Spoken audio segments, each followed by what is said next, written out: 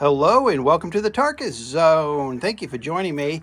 Today, I go with ego. I'm going to start a series called I Go With Ego because there's going to be a lot of things this summer I'm going to be doing with this tractor, and I will be going where the tractor is going to be going, or the tractor will be taking me there. So I think I'll start a series called I Go With Ego. But with that said, I am here today to address a few concerns people had, some comments they made on my YouTube channel.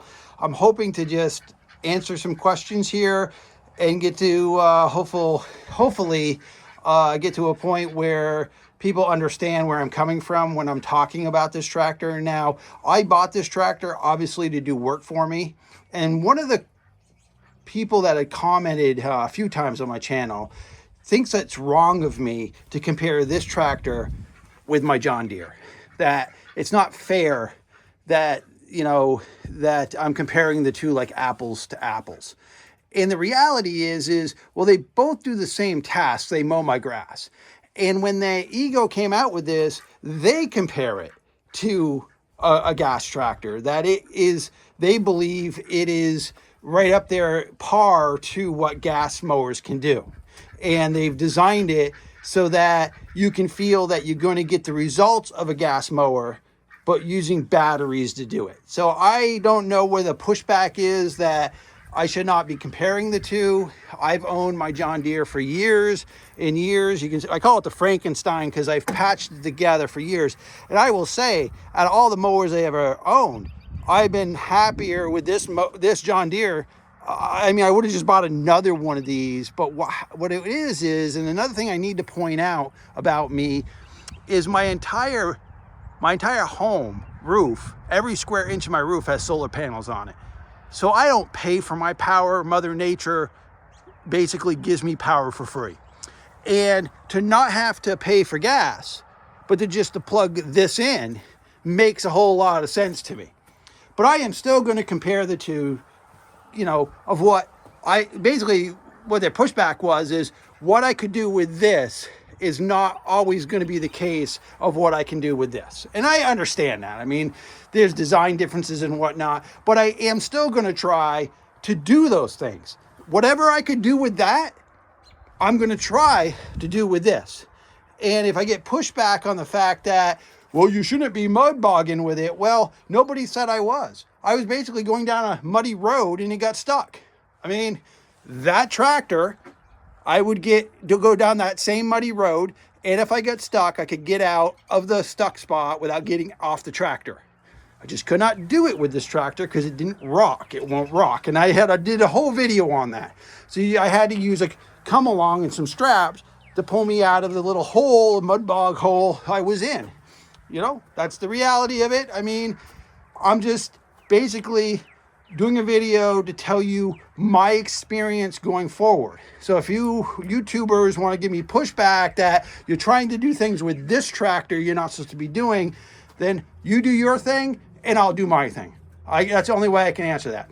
So moving forward, I did want to look at the batteries real quick. There was a subscriber who asked me about the size of this area.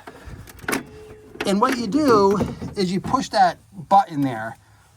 That was this button.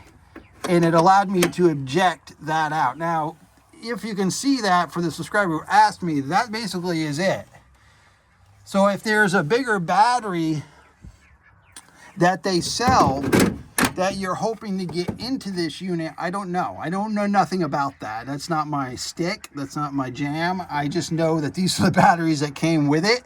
And sure enough, the tractor works with the batteries that came with it. The other question I had was, Tarkus, you said there was a drain.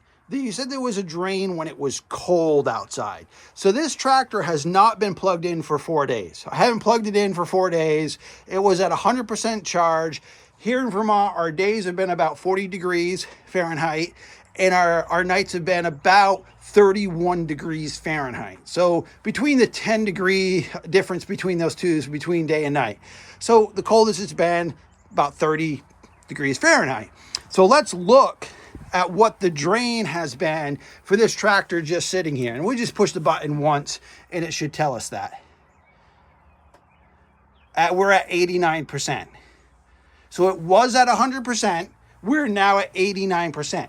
Now, I don't know if there's a drain on the computer that's using that. You know, and I think it's a mixed, maybe it's a mix of being cold and that there's something here that's requiring power. Because I know when I go to Bluetooth to this thing, it automatically Bluetooths as though it's on.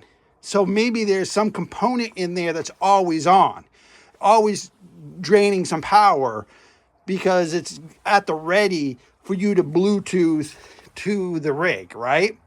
Now, the other person asked me how hard was it to drag things behind it. And I had some pushback on that too on my YouTube channel is, why are you trying to use this as a larger tractor? Going back to the thing is, that tractor gave me no problems with carts behind it, anything I want, pulling stumps out of the ground. This tractor did it all. So why wouldn't I try with this tractor? Now, I haven't had any problems pulling or hauling anything.